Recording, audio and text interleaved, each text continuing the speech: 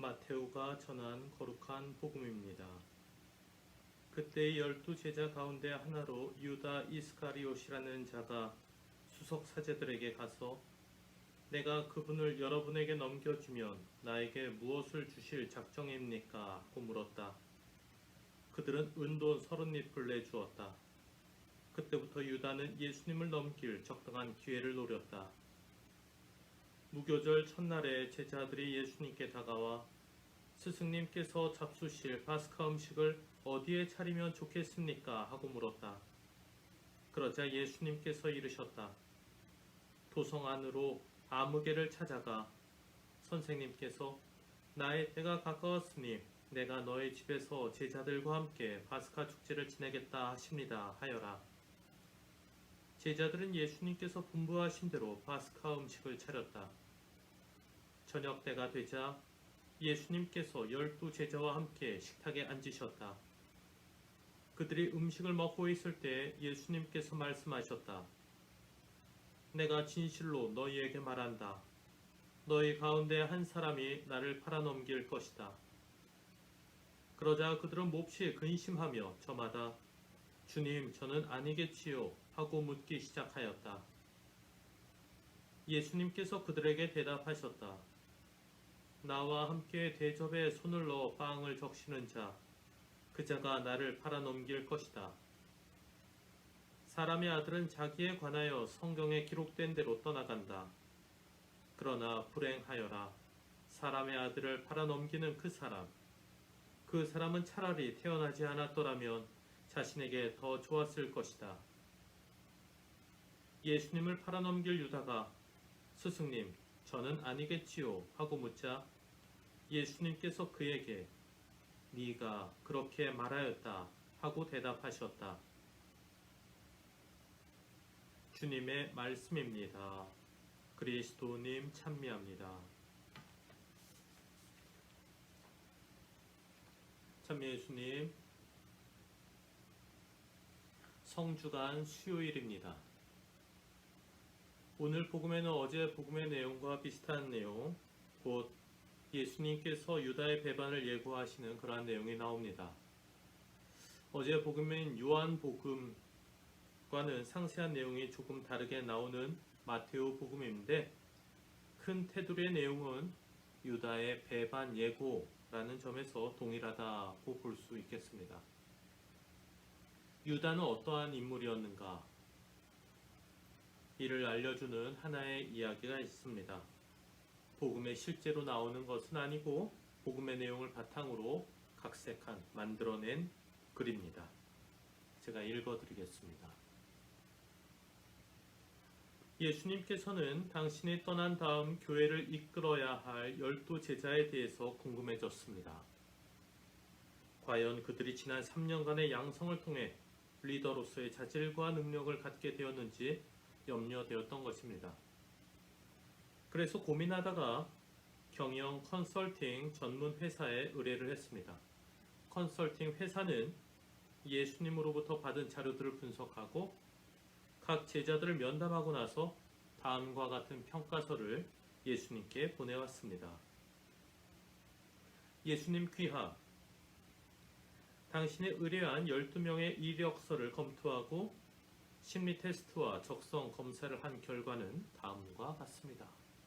결론부터 말씀드리자면 그들은 귀하가 계획하는 새로운 사업의 리더로서 절대 적합하지 않습니다.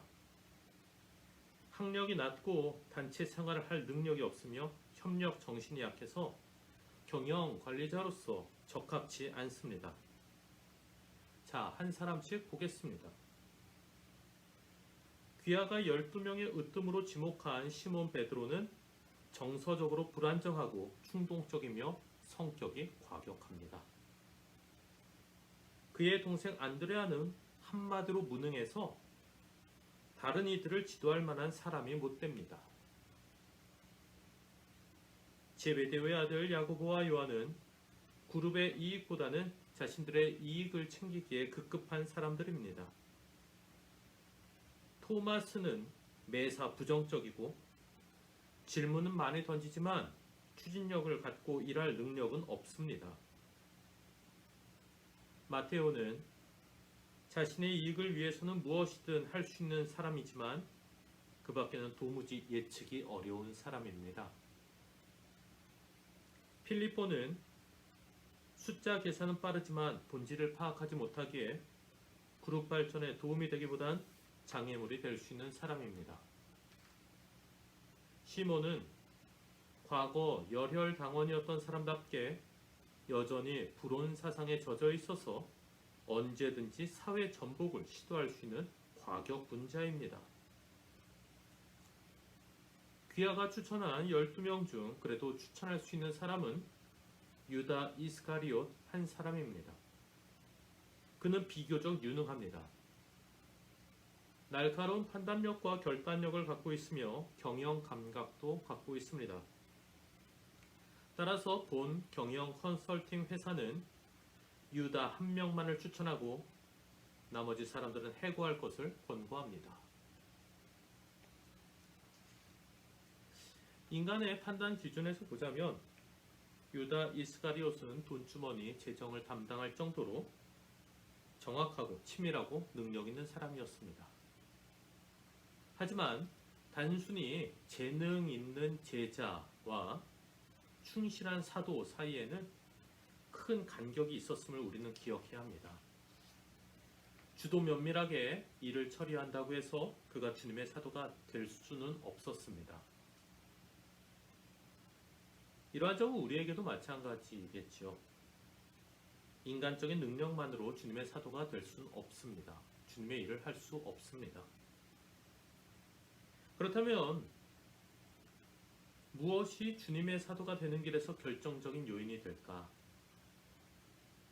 다른 무엇이 아니라 주님께서 뽑아서 당신의 사도로 삼으시는 것, 그것 외에는 별다른 방도 별다른 방법이 없습니다.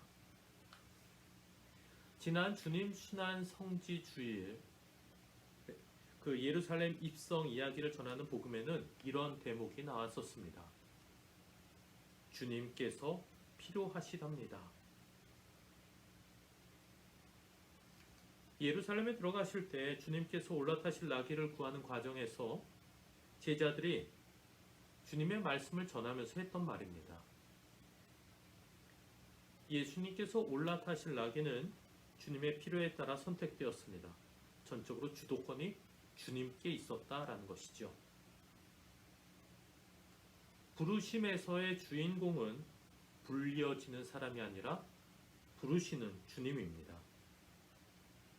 그러므로 주님의 사도가 된다라고 할 때 인간의 입장에서 취할 최선의 자세는 주님의 선택에 온전히 내맡기고 온전히 순응하는 것입니다.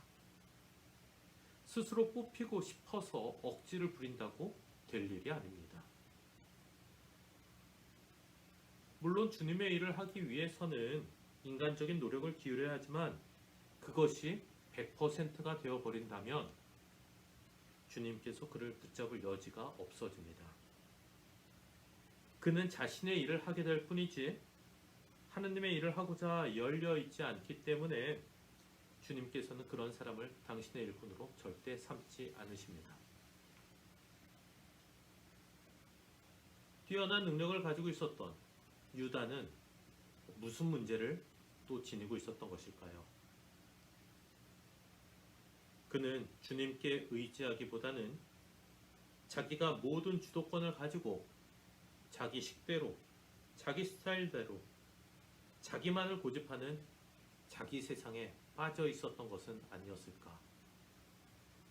그래서 자신의 스승, 주님, 예수님마저 상대화시키고 배반하고 또 시험의 대상으로 삼아 버렸던 것은 아니었을까요? 그렇다면 우리는 어떠한 길을 가야 하겠습니까? 우리는 주님께서 원하시는 그 뜻을 찾고자 노력하고 있는지 우리 스스로에게 질문을 던져볼 필요가 있겠습니다. 사순식이 절정에 치달으면서 우리 십자가의 길 기도를 많이 바칩니다.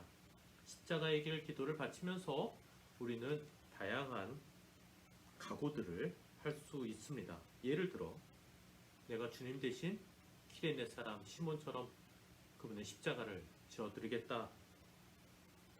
예수님을 끌어안고 로마 병사의 채찍을 대신 맞는 희생을 해드리겠다. 주님께 물을 갖다 드리고 그분의 얼굴을 닦아드리겠다. 등등 말입니다.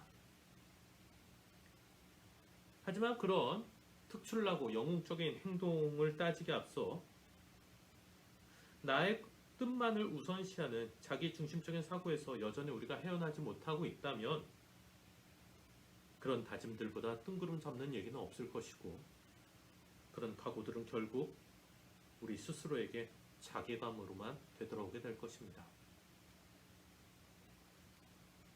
주님의 순환과 죽음을 목전에 두고 있으면서 우리가 지녀야 할 마음은 딱 한 가지입니다. 나 자신의 나약함을 인정하고 주님을 우선시하며 그분께 마음을 여는 것. 그분께서 당신을 희생하면서까지 나를 사랑하신다라는 사실을 기억하는 것. 그분께 나의 마음을 여는 것. 이것이 우리를 위한 죽음의 길을 가시는 주님께 우리 각자가 취해야 할 최선의 모습입니다. 다른 무엇보다도 내가 무엇인가를 해내겠다라는 것보다도 그분의 마음을 헤아리고 그분의 마음의 흐름에 맞추어서 우리 마음의 결도 그에 따르는 성주간 오늘 하루가 되면 좋겠습니다. 감사합니다.